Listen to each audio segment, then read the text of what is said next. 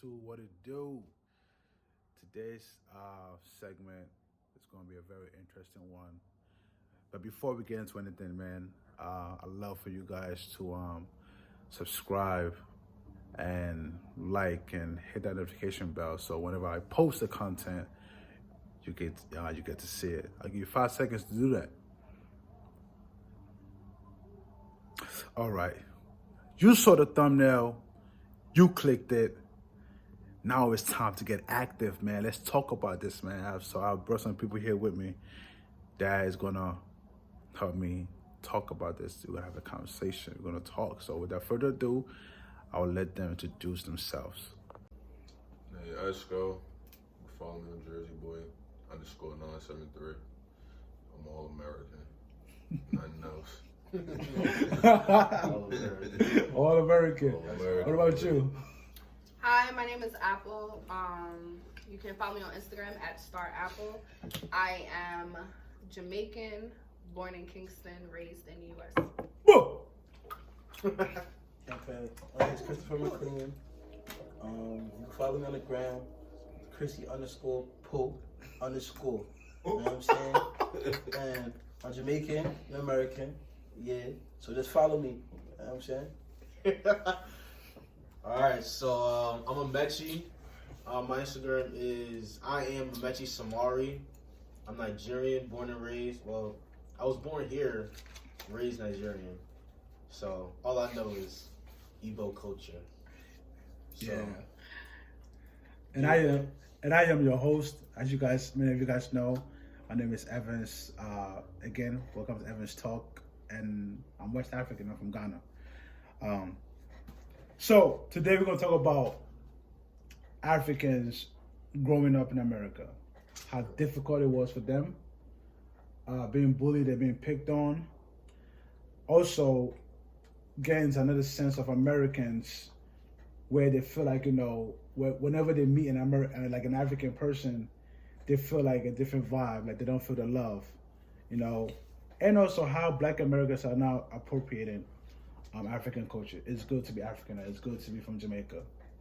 It's good to be from Nigeria. People want to eat fufu now, but before, you must live eat fufu. This is hard. So we're gonna talk about all of that and just have some fun, have a healthy dialogue, let's have some fun. and so let's get right into this. So my first question: how was it like being African or an immigrant growing up in this country?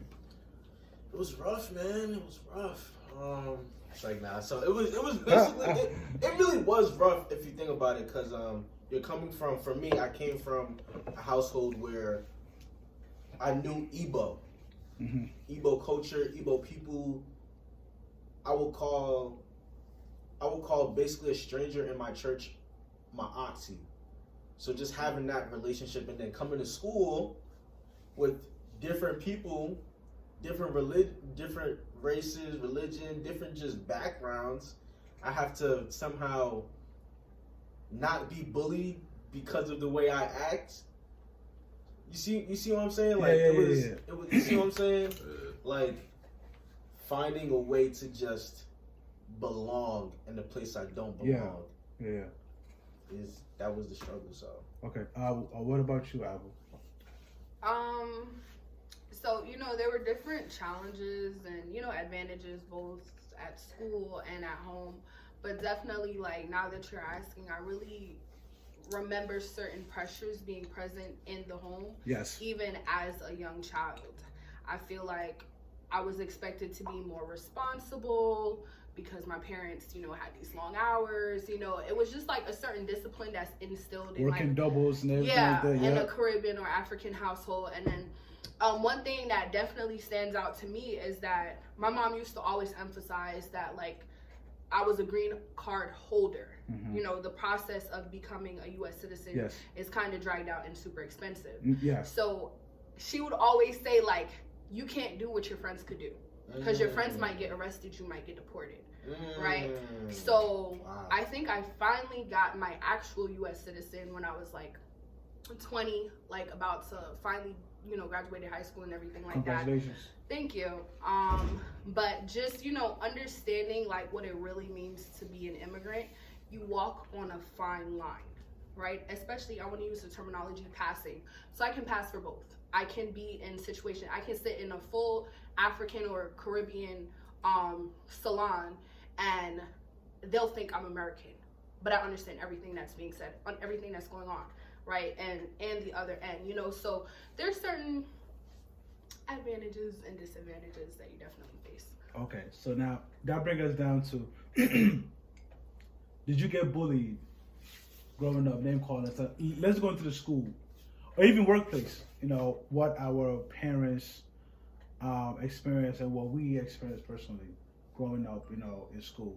Did you get bullied, name calling? Did they even get physical of you being jumped or you having to, you know, defend yourself? Anybody can go. Oh, you go ahead. That's cool. I ain't never been bullied.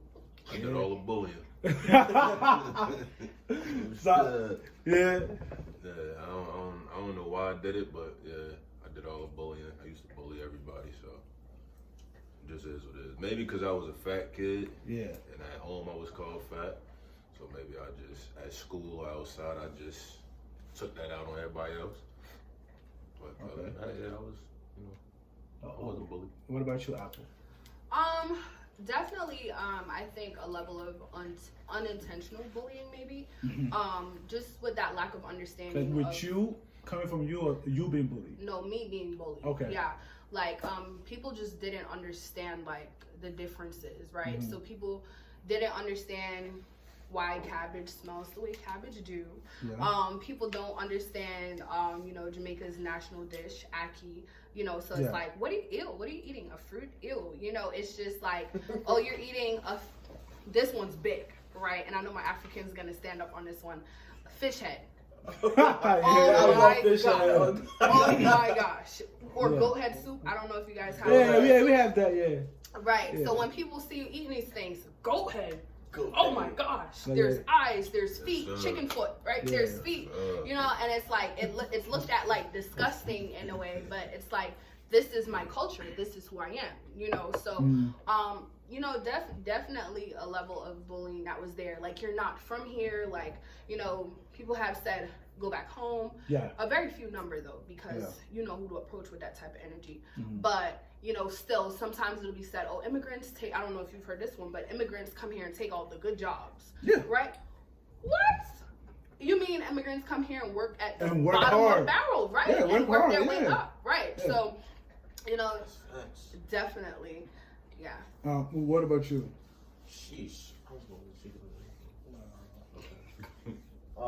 Just to piggyback off what Apple said, just working bottom of the barrel, just working their asses off. I seen my mom wake up 6 a.m., go to work every day. And I'm just like, how do you do this? Facts. Like, what type of, and she, being African, it's cool. It's cool. What's the question again? Now, so the question was, did you get bullied? Okay. You know, growing up, being African, like any name calling in school. Oh yeah, African butt scratcher, all that good stuff, man. It really is really like, yeah, I got bullied, name calling, all that in a bag of chips, and I think it made my character now though. Yeah. Because I used to get picked on for my dialect and how I talk, and now I'm the proper. And now it's now cool. I'm the best speaker in the room. If Yeah. that makes sense. Like not even a speaker in the room, but I talk well now. Yeah. Because like. But I was bullied before. what is the definition of talking well though? Because I would say for me, Talking right? white. Yeah, you feel me? I Like talk white now. I would say for me, right? Now, seriously, like, for me, I was bullied. Like it was Yeah. crazy. Like, African booty scratcher. Yeah. You know, making noise like wow. you know, like yeah, like ah wah wah. And it's like to me, it's like yo, now like what the fuck? Where you guys get all these names from? Yeah. You feel me? Yeah. And then, like I say, you know, and it was like a taboo speaking with an accent. That's what I'm saying. Like, you know, what is really speaking proper? As long as you can understand me, but I may say Nah, things definitely. like I know, like just so coming here, right? Even though I had an accent, I spoke British English. That's So I had to change the way I talk. you died. Like, sidewalk, I was saying pavement. Even commercials, I was saying advert. Advertising. Advertise, you feel me? Even the color purple, I would say violet. Violet.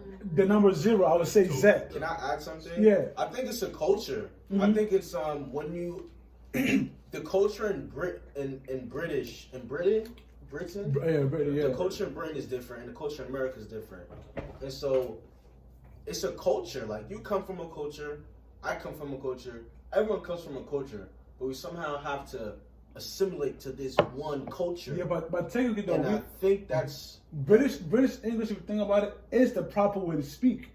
The American English is butchered, like it's butchered. So it's like these cats with us at school growing up, they didn't understand that we were actually speaking the proper English, how English should be spoken, right? But I remember I even get made fun of being dark skinned by people who are even darker than me. Same dark. Like, you black as hell. Like, I'm like, bro, we both black as hell. We both black. So now that brings us to this next question, right? And I like the way that we just transitioned to this next topic about how Africans. It's like the tension that Africans have with Black Americans, and Black Americans feeling like Africans feel like we are better than. It's not like, here's my thing. It's not like Africans feel like we are better than Black Americans, right? It's like when we came to this country, the only people that made our life live in hell was y'all. It wasn't white people. Nah, it wasn't white people. You feel me? So you was made fun of me,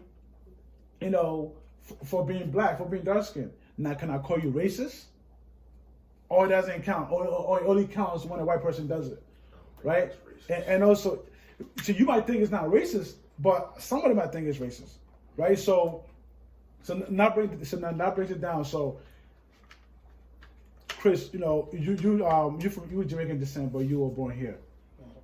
Have you ever, like we were talking, have you ever felt like the Africans around you at the time felt like they were better than you or something like that?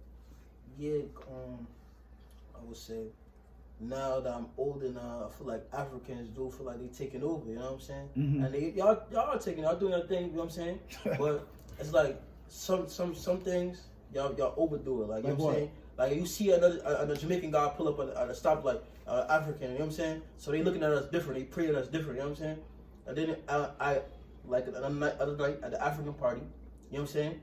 I'm not African, so I walk in the club as an African. I'm in an African club. I'm trying to support respectfully, but it's just like the vibe. You know what I'm saying? Since I'm not African, so you know what I'm saying? It's different, like you know what I'm saying? But if I was African, they gonna rate me more. You know what I'm saying? I'm supporting African. You know what I'm saying? Yeah, and I feel like that's something that us Africans need to learn. Like, despite all that happened with us growing up, we cannot see an American just judge them just like that and feel like they are the same people that bullied us. Because there are some, because with me, right, I can speak for myself. Growing up, with all the bullying that I have encountered, right, there were some Black Americans that actually made my days at school better. That I remember this girl, and I will forever. Her name is Sakia, and I saw her like a few years ago at ShopRite. And then I went up to her. I'm like, hey, man, I don't remember, but we went to Quitman Street School, and you was like the only person that was nice to me. And I want to thank you, because I meant a lot. And she didn't even remember that this happened. And this was 3rd grade.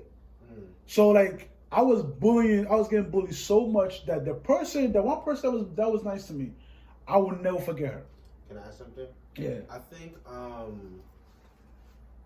think impressions are big within like the African diaspora, because you're definitely right. Like, being picked on does emotionally. Yeah. And anybody could just relate to this. You don't even have to be African. Just being picked on, or just being made fun of, or just like feeling doubtful about yourself. Yeah. It could take a toll, but that impression, a hey or a smile could really just brighten your day, and you're gonna remember that person. Because even I remember people years. I just know the face because I remember how that person made me feel. Facts. So I'm saying, so I think despite, you know, us getting bullied, even if you didn't get bullied, you got bullied somehow, some way. Yeah, everybody got bullied. Everybody got bullied. Even this man right here. But listen, Even the bully get bullied. But I think it's just like. but listen though, but what I'm trying to get down to the root is, what started this whole thing that Black Americans thought that it was okay to bully Africans just because they were from Africa. So but like, we could go around it. You gotta understand, like, we don't know how y'all live over there. So all we going off is what we see and what we taught.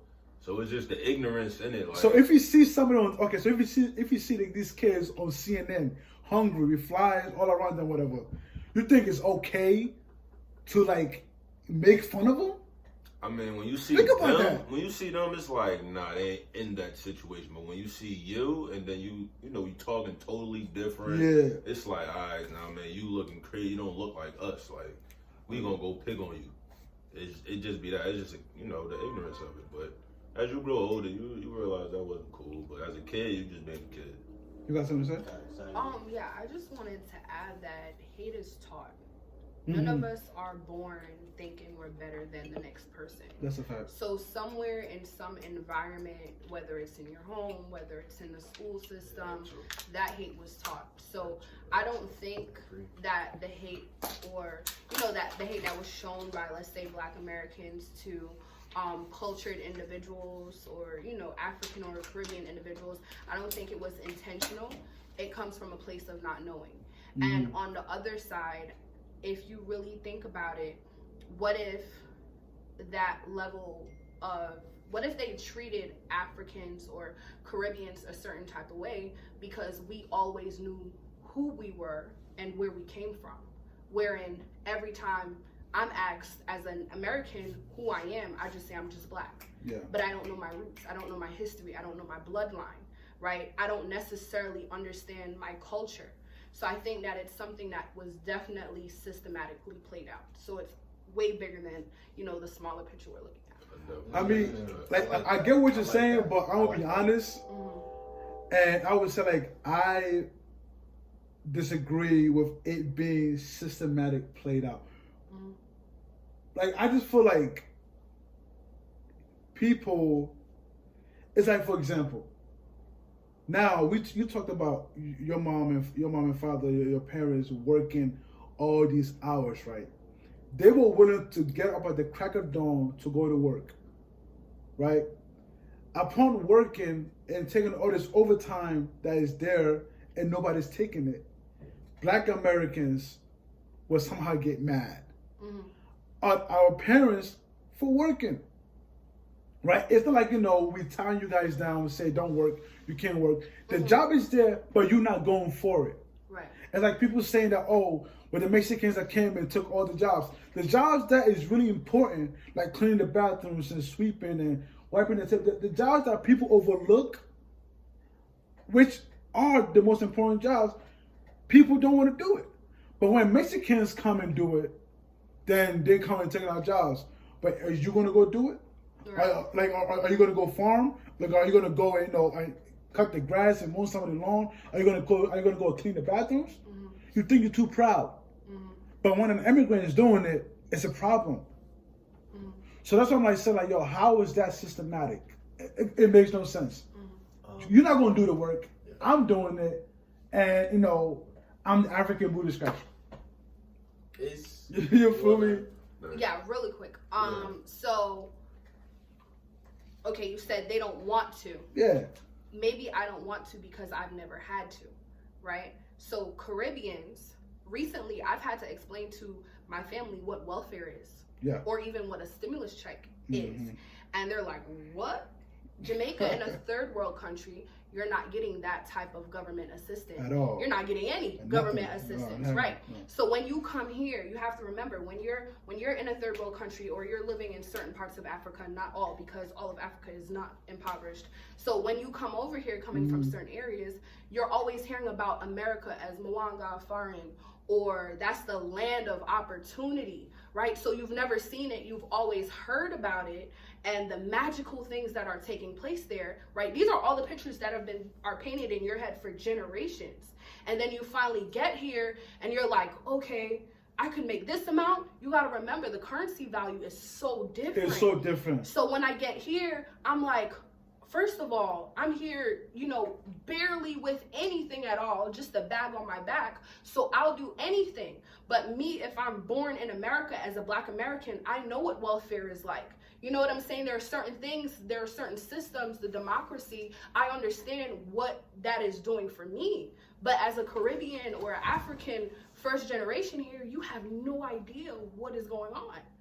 You know what I'm saying? So we have a different world. So what I would say, but what I would say is, like, I will always give credit to Black Americans in this country for paving the way. Despite whatever happened, they paved a way for us to even be able to come to this country and have the opportunities that we need. Right? So I just want us to I just wish that from the jump, better late than never. We are all one now. People are, I don't know if you guys have heard about Year of Return. People go back to Ghana. A lot of Black Americans actually stay in Ghana. They live there. Lil Jon got 2 schools in Ghana. Really? Yeah, man. So I just wish that it would have been like that from the jump. So now this goes to this, right? For the immigrants, for the Africans, and for the viewers that's watching this, you can put this in the comment section. How do you feel watching Black America appropriating African culture? Now it's cool to be dark skinned. Now it's cool to have all these African stuff, whether it's clothes or names or features. Now African men, we exotic now. But we've been exotic. No, African, you feel me? So now it's so cool now. So how does it feel, like I said, for the immigrants, for the Africans, how does it feel seeing that now as to back in 2010 going, 2011 going, it was not really a thing. But now, like being African, it's like, oh, he African. Yeah, you go ahead, bro. I think that can you say the question again? How does it feel? How does it feel seeing our culture being, appropriated, being used by Black Americans as if they were Africans? I think it's humbling because coming from bullying and seeing what was now what is, it's humbling. It's like, oh yeah, y'all late, yeah, they done late. But it's cool because I had this conversation with myself. I could be me now. You know what I'm saying? It's okay to be. You're comfortable now. It's okay to be me. You know what I'm saying? And so now it's up in this. I would say for me, right? I was talking to Esco about it before we started shooting. I see it going on, and I'm like, so now you see me. I was invisible I was invisible for 10 years. Now you see me, and it's I brought up the example of the movie Black Panther, and I'm not trying to get controversial here. Yeah. And I'm sure a lot of Africans will agree with me on this. And shout out to Chadwick Boseman, rest in peace to the brother. Great man, very good actor. Can't be matched. But it's the whole movie Black Panther, right? Yeah.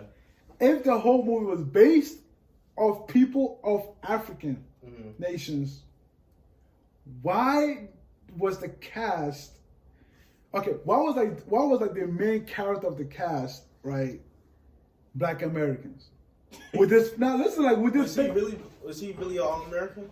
Yeah, Chadwick. Yeah. He really was. Yeah, like with this, fake accents that they was having, and for me watching the movie, I remember I went with this girl to go watch it. It was, I think, it came on Valentine's Day, back in 2018.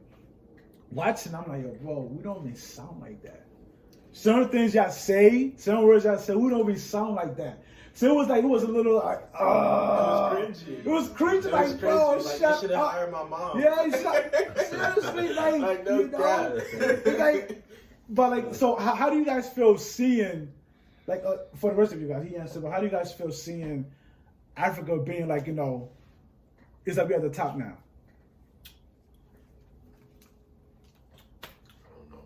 I like the movie. You like the I movie? like the movie too. But then again, I don't know the real accents as Yeah. I wouldn't know. So, but what I seen, I liked it. Yeah. Yeah, I ain't gonna hold you. I like Wakanda forever. Yeah. Wakanda forever, like, I was in high school and they still.